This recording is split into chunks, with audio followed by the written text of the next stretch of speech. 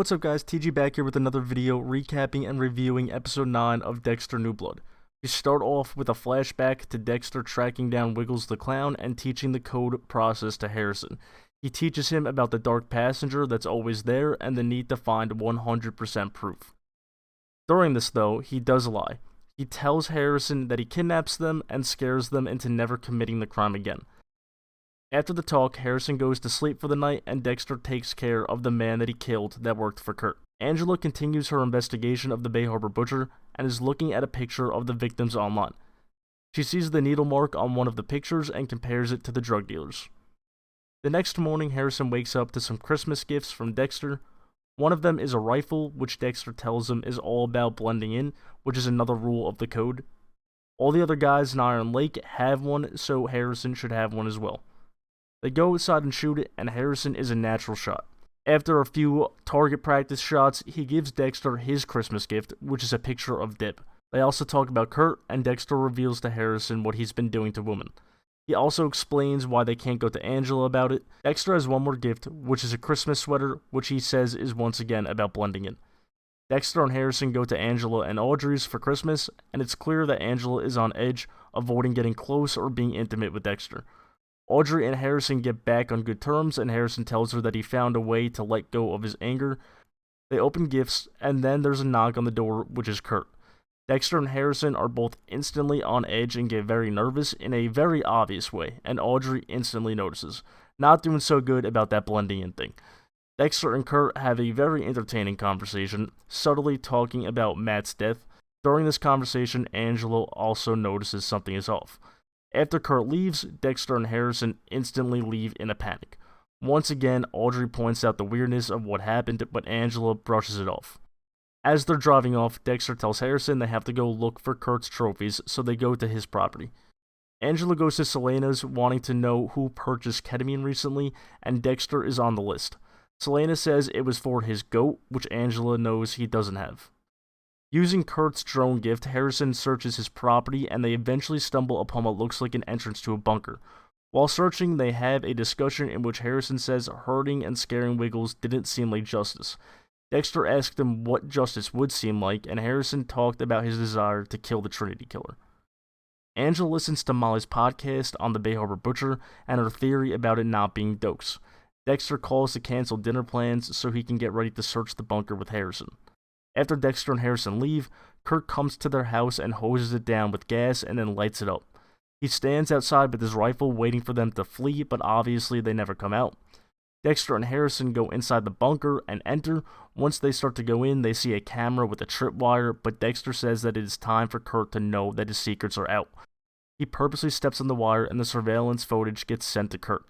Dexter and Harrison go down and start searching, and they find his trophies, which are all of his victims preserved. Among them is Molly, as pretty much everyone predicted. Once Harrison sees who Kurt is, he realizes what needs to happen to him. He asks Dexter if he killed Wiggles, and Dexter admits to it, and he says that he took out Trinity as well. Angela searches Molly's hotel room, which is now empty as she checked out, except for the safe with the recording equipment in it. Angela knows that something is wrong because Molly would never leave that behind. Kurt rushes to his house in a panic and Harrison appears, then Dexter comes up behind him and injects him with the ketamine. They set him up in the bunker with his trophies around him. Dexter teaches Harrison to use plastic to stop the traces of DNA. They wake Kurt up and they talk to him for a bit, which once again was a really entertaining scene. Just any scene with Dexter and Kurt talking is so phenomenal. Then Harrison finds out Dexter killed Matt as well, and that he fit the code. Kurt tries to say that he killed girls to save them for eternity, but of course Dexter sees through it. After Dexter makes sure Harrison is alright, he kills Kurt, exposing Harrison to his first kill. Dexter then shows him how to dispose of the body properly to make it easier by cutting it up. Harrison watches for a bit, but after having flashbacks to Rita, he leaves. Soon after, Dexter comes up and they dispose of the garbage bags in the fire just like Dexter did with Matt. Dexter asks Harrison about his dark passenger, and Harrison says that he's quiet. So it seems that it worked, and this is a fine process for Harrison. Then they go back home, which they see no longer is up and standing. Firefighters are there, and the house is completely destroyed. Harrison and Audrey are there too, and Audrey says that they can stay in their home, and Angela obviously doesn't want to, but she agrees. She doesn't want Dexter to know that something is up and that she's suspicious of him. They go back to their home, and they all go inside, and there's a letter which Angela opens up, and it says Jim Lindsay killed Matt Caldwell. The letter also has the screws that were inside his leg inside of it with the serial numbers on it, and that is how the episode ends.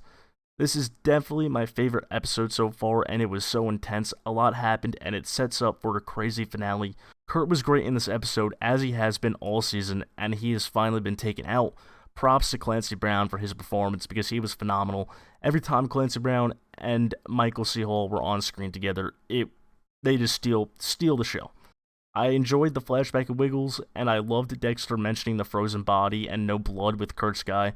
It was like a nice little subtle shout out to the ice truck killer. The ending had me shocked. I really did not expect that. Angela has even more evidence, and it's going to be crazy to see how she approaches it. Because as of now, everything she hasn't been doing through police investigation. She's been doing it on her own. But she's definitely going to have to question Dexter now. It seemed like the burnt house was Kurt's parting gift, but nope, he left one more, which is much worse. The only thing that annoys me is still the ketamine plot hole, because Dexter did not use ketamine in Miami, so I don't know how the Bay Harbor Butcher would have come up during the search. But still, overall, a great episode that had me on the edge of my seat. That's it for this video going over episode 9, and I will have an episode 10 promo breakdown soon. Like and subscribe if you enjoyed, and let me know what you thought down below.